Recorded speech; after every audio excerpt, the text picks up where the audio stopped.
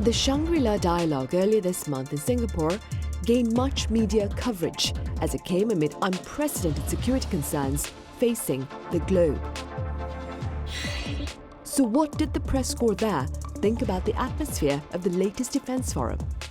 How does the press interpret the lack of direct dialogue between the US and China? And does the latest diplomatic spat between South Korea and China look to have broader consequences? Welcome to Issues and Insiders. It's that time of the week yet again during which our panel of foreign journalists share their thoughts and more on regional matters. Now this week, security is at the forefront, and for this I have Andres Sanchez Braun here in the studio with me. Andres, it's been a while. Welcome back.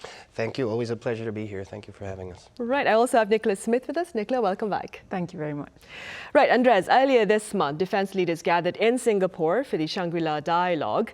And while a bilateral exchange between the US and China did not take place, we had pundits saying that the dialogue remains a pivotal platform for countries to communicate.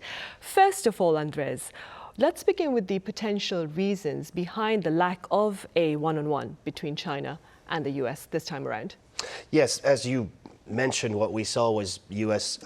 Defense Secretary Lloyd Austin and Chinese Minister of National Defense Li Shangfu just exchange some brief words, a handshake instead of a much needed one-on-one encounter. Now, there's many reasons, I think, why this meeting didn't materialize. On top of everything, the lack of trust between the two countries. But in this case specifically, I think we have to bear in mind that Li was in charge of the Equipment Development Department of the Central Military Commission in China, which is an important organ in charge of enhancing, of upgrading hardware for the Chinese military. Now, he acquired back in the day some Sukhoi 35s. This is a Russian jet fighters and some ground-to-air missiles, and was accordingly sanctioned by Washington.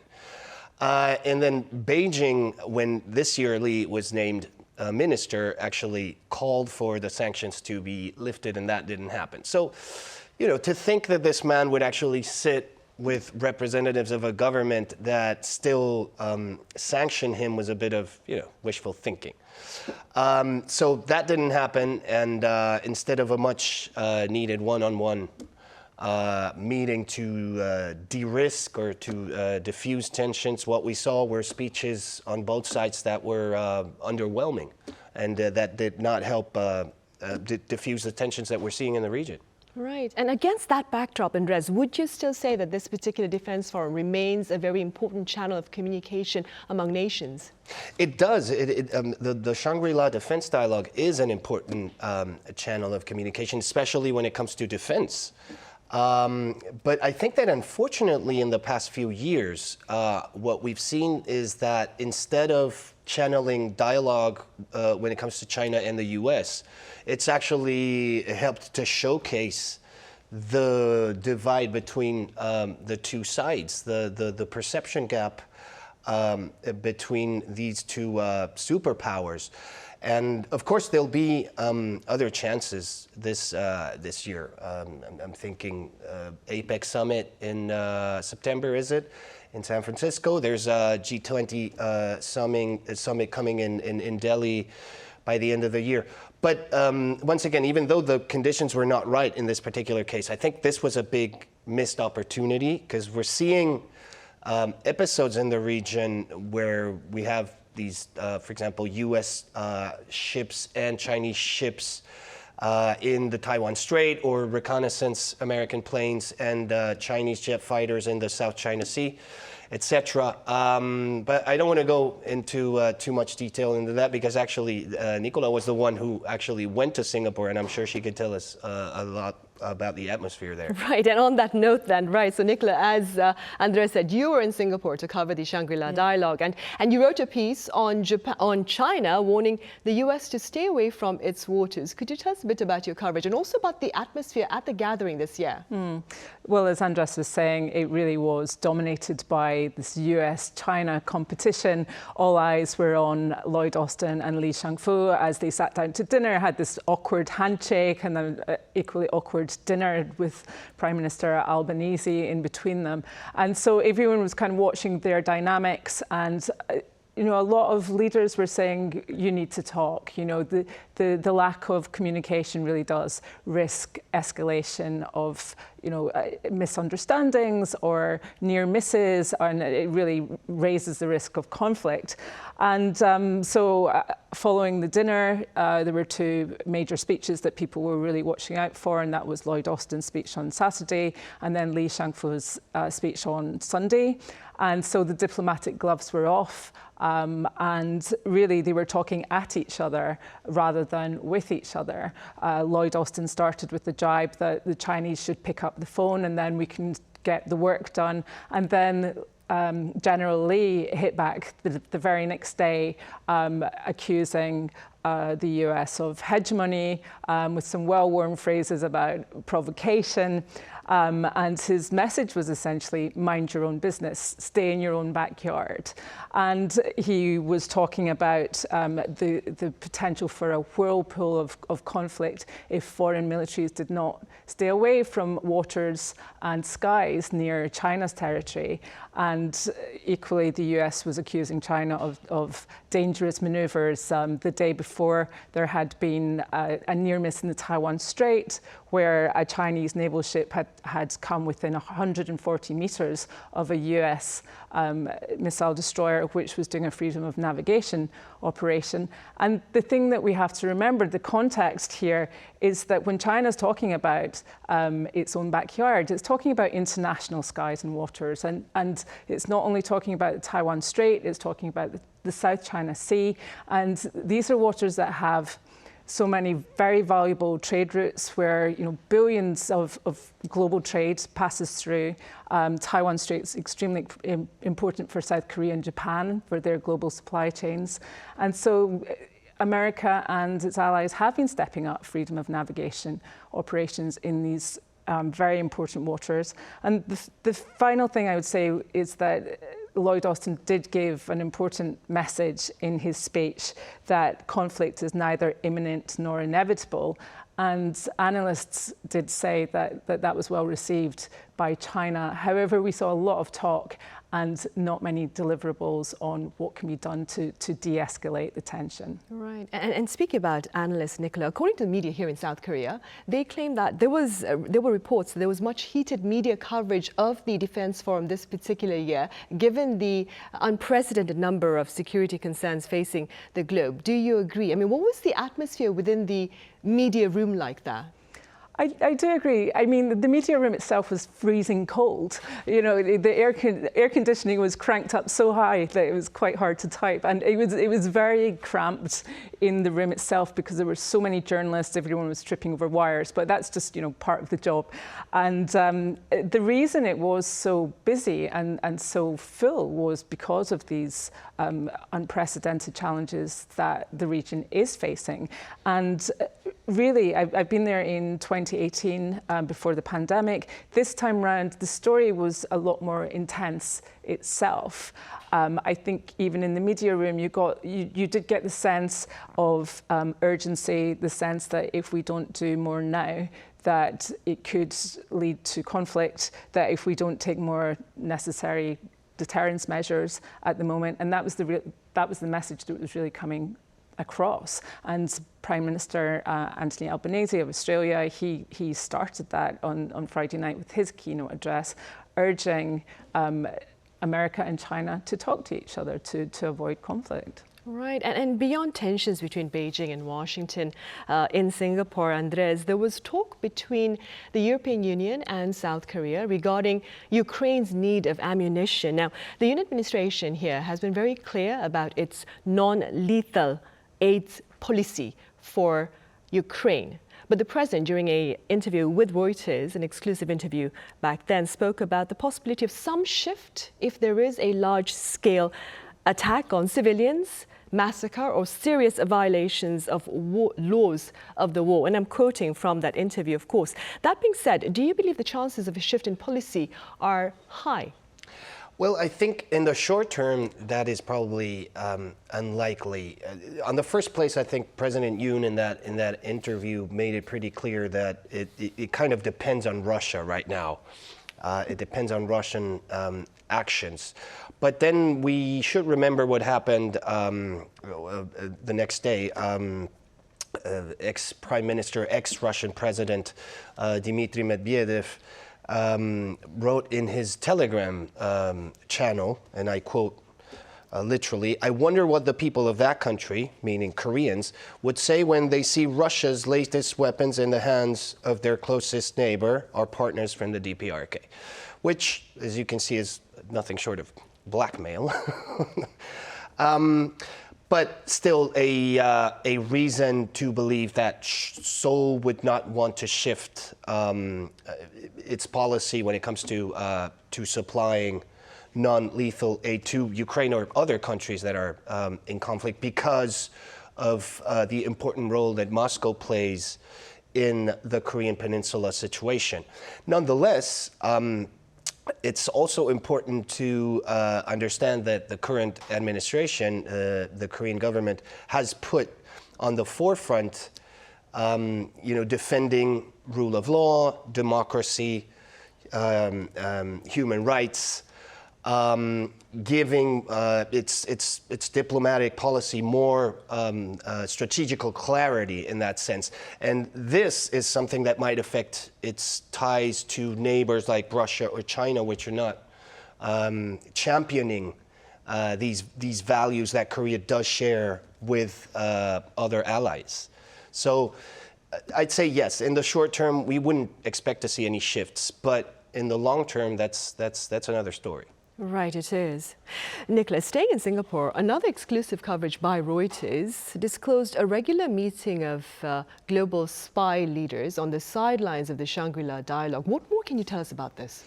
Not much more other than it's regular. They didn't share so much with us, but it's been happening for years now. It's a great opportunity for very senior intelligence officials to come together while the defense ministers and other more public officials are giving very performative speeches. I think probably a lot of the real work is done behind the scenes in these much more secretive discussions behind closed doors. And from what we know of that meeting, there were some 24 intelligence officials from more than 20 countries, that was including the US, China, presumably South Korea, the UK, and not Russia. And it's a good opportunity really to try and de-escalate, to try and diffuse tensions, which aren't necessarily possible during these very public speeches where defense ministers are not only speaking to each other, but they're also speaking to their domestic audiences at home. Right, and staying with that, Andres, speaking as a journalist who's been covering security issues as well, do you suppose such secret behind-the-door meetings could provide countries like the US and China with more opportunity to address their tensions? Oh, most definitely, especially when so-called open or forefront diplomacy is not happening, right?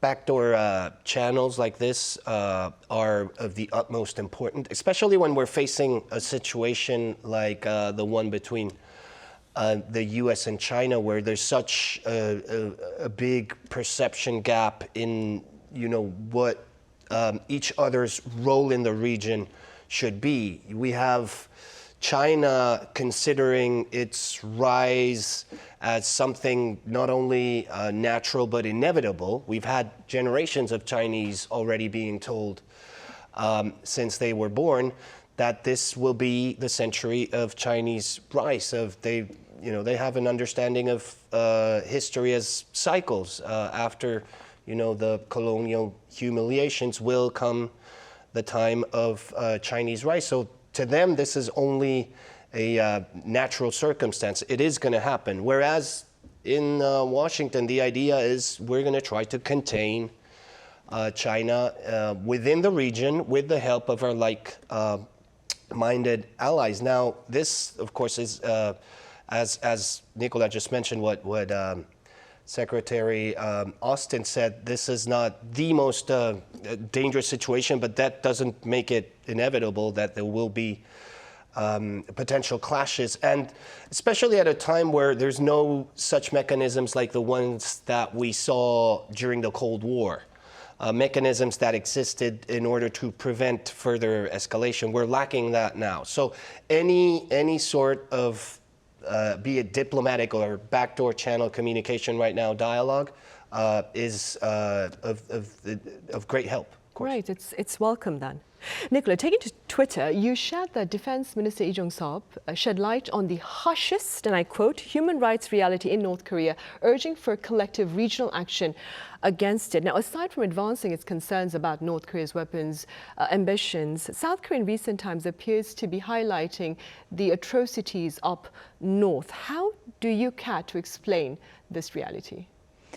Well, it seems that the administration of President Yoon has been very consistent in trying to highlight human rights abuses alongside their concerns about the nuclear program.